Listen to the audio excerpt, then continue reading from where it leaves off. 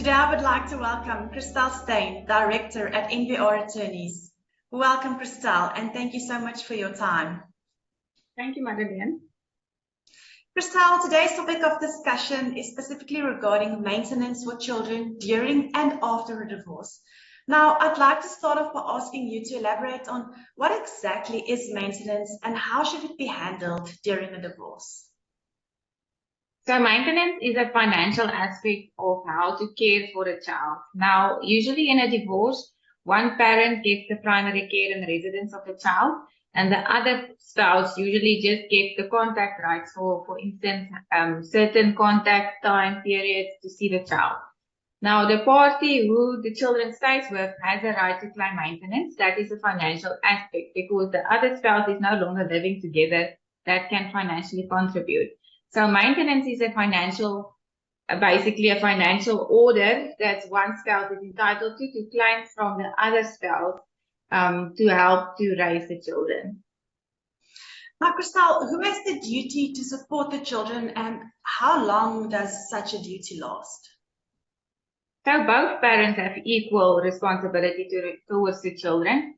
The responsibility will differ. Say, for instance, if the child stays with the one parent, the maintenance will be considered the housing, the taking care of the children, making food, all those things, where the other party is usually more a financial aspect or a financial contribution to assist in that aspect. But both have full responsibilities, equal responsibility towards the child. And what's considered to be a duty towards the children and how long it lasts, it's considered to be at the age of majority, which is 18 years old, or if a child is self-supportive. So after the age of 18, usually children go to study and they are not self-supportive. So the children still needs maintenance in that regard. So both parents will stay responsible for the children until they are self-supportive.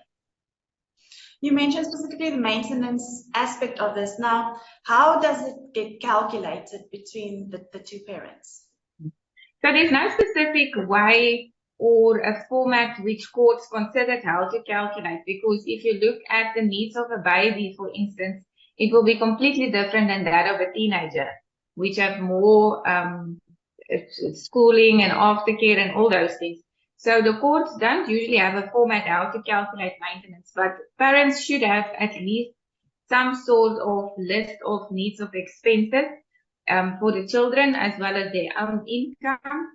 And the court must consider what is the need of the child at the end of the day. How much does that parent need to raise a child? And thereafter, it goes over to the other parent to see, can he actually afford that amount? And the court will consider the amount at the end of the day after calculating what the needs are of the children. And is maintenance compulsory? Yes.